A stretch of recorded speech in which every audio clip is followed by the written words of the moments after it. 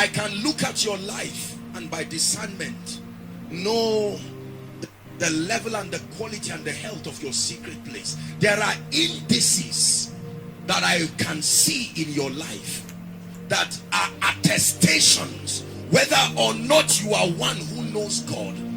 You can't fake the secret place. No, the same way you see a fresh student in a university, no matter how mature he tries to look, something will betray him. You will know this guy just got admission.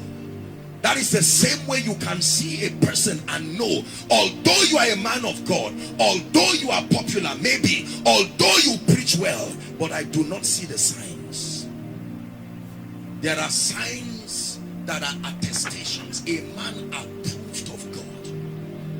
There are signs. There are signatures that must be around your life.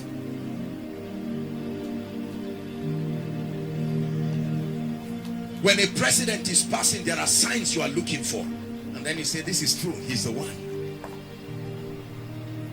When an armed robber is knocking, there are signs you look for. When a child is playing, there are signs you look for. There are signs that must be around your life to show that you are a man and a woman of the secret place. Can we discuss a few of them? Number one, brokenness. Genuine brokenness. The first sign that is an attestation of a healthy secret place is not anointing. Listen, not anointing. In order of priority, brokenness. The degree to which I see death walk in you is proof to me that you have met God. There are things God cannot allow to go back with you when you meet him. No. I can know you have met God by the damage that I see in your flesh. There has to be something about that encounter. I don't need to look at your spirit to know whether you met God. I need to look at your flesh. If your flesh still stands and gains ascendance, it's not God you met. Not the God of the Bible. Not the God of the Hebrews. Not the God that will bring flesh down to the place of nothingness. Genuine brokenness. Not power. Not a ministry. Not a sermon. Not revelation. Not impartation. I look at your life and the first sign of a healthy secret place is brokenness. Psalms 51 and verse 17.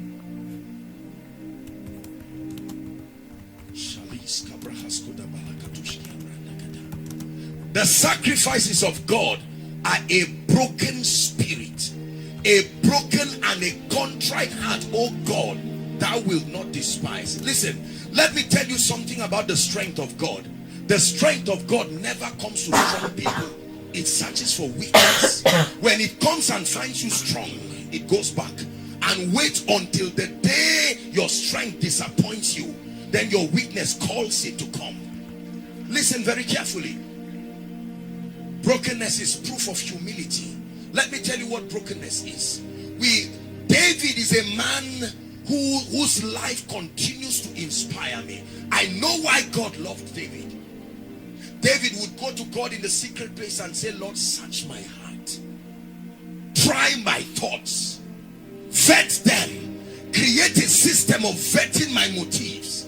And if for any reason you find anything there that is not you, I allow you to do as you please with it. Brokenness.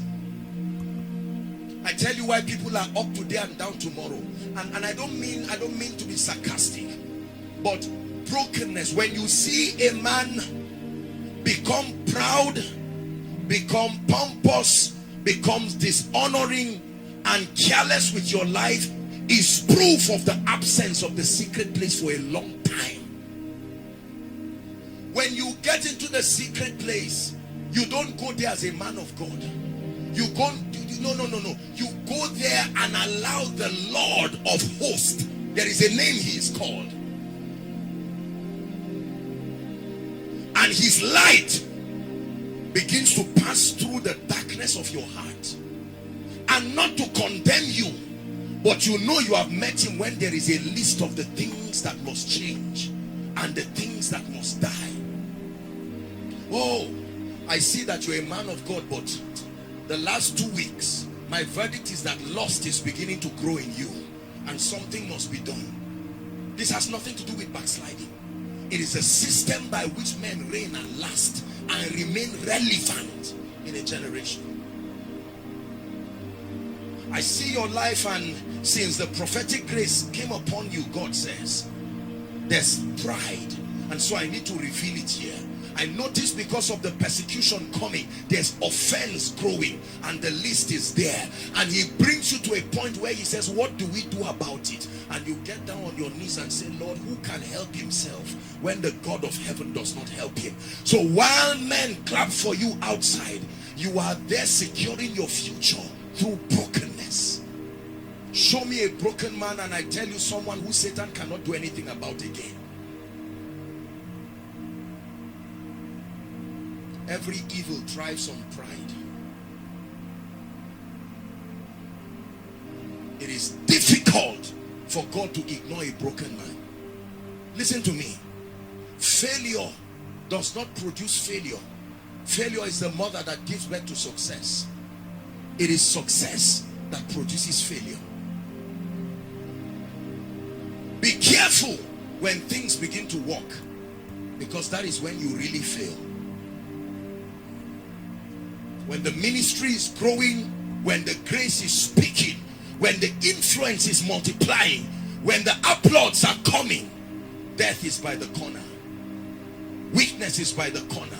The temptation of great men is to fall down. When Satan took Jesus to a holy mountain, his temptation was fall down. After all, angels will hold you. The temptation of the great is to be careless and fall. Please hear what I teach you tonight. This is the voice of the Spirit, so that you do not abort that which God is desiring to do in your life. It's not enough to be available, you must be usable. Because there are vessels that are unto honor, and there are vessels that are unto dishonor. The condition is not fasting. If a man will purge himself, then that man will be a vessel unto honor, meet for the master's use. Brokenness. When I go before the Lord, I don't go as Apostle Joshua Selman, the great man that everybody is talking about, the miracle worker, the one with the spirit of revelation. No. When I go before the Lord, I say, Lord, your son and your child is here, full of my ignorance and foolishness. Except your mercy speaks upon me, I don't trust myself. I don't know what my vulnerabilities are. I've not gone far enough to know what I can do. There are realms I've not entered. And before I disappoint myself, let me come to the God with the all-seeing eye. Brokenness. Let me show you how great people last in this kingdom. You go to God as a colleague, you go to God as a man of God to receive 1 or 2 instructions, you will never rise. Every time people begin to applaud me and say these wonderful things, I appreciate them, and I truly do. But when I'm alone, I say, my Father, I have come again. Let me tell you, it is harder to remain successful than it is to become successful. When a generation looks at you as the voice of God for that generation, it is a serious burden. Most people do not know the burden of greatness. It takes stamina to carry greatness. It takes more than desire. You must sustain the stamina. Because all hell is around you, waiting for something. Those who your greatness is killing their excuses are waiting and praying and hoping that you come down to justify that all men are the same. You need brokenness to remain. All kinds of prophecies in the air, waiting for your weakness to confirm it. When I see great people do certain things, I get afraid even for them. greatness is a realm that you must be trained to stand there. It's a slippery path. There is a skill to remaining great. It takes more than desire. Brokenness. If you're a man of God here, please listen in the name of the Lord Jesus. Because the arsenals of darkness continue to loom across ministries and men of God. I've announced this again and again, that I saw a swarm of like bees. I saw this 2 years ago. Just arise and distribute themselves across the church. It will take men who understand brokenness to last in this season. You get to a point as a man of God where everything you do is considered a direction from God, including your mistakes. You will have to be honest with God to go back and say, Lord, you didn't tell me you wanted to heal. I did it out of the need to show myself. But thank you for covering my shame. I still return to repent. Although the meeting was powerful. Brokenness. Where you assess yourself in the light of purity and sincerity. And while people are saying that meeting was mighty, you say, Lord, you spoke about only one person. I prophesied to 90 people. You had no hand in it. You only honored your name in that meeting. I must still return and say, search my heart. Try my thoughts. The applauds of men are weapons of mass destruction. They can clap you to your grave.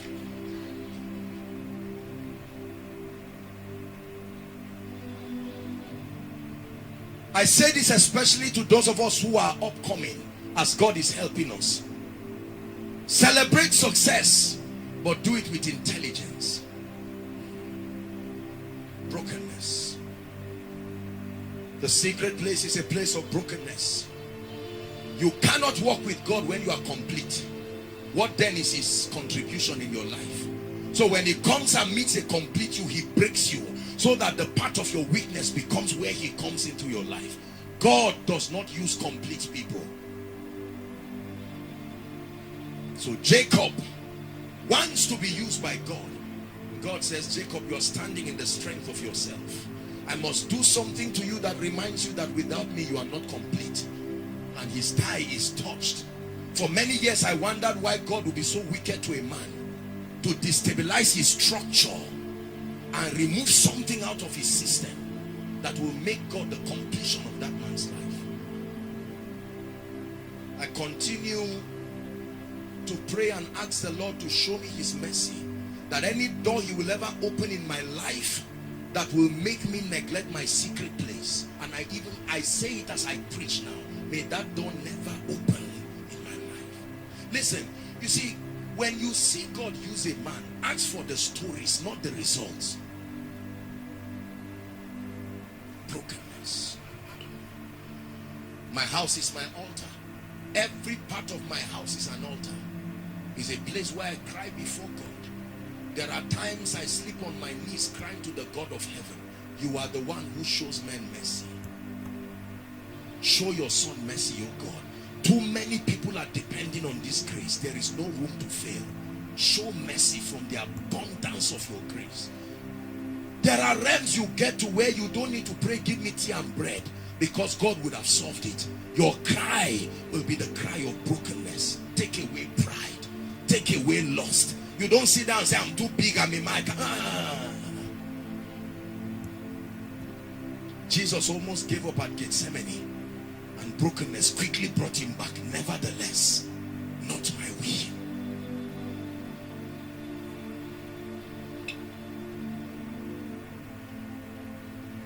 Are we together?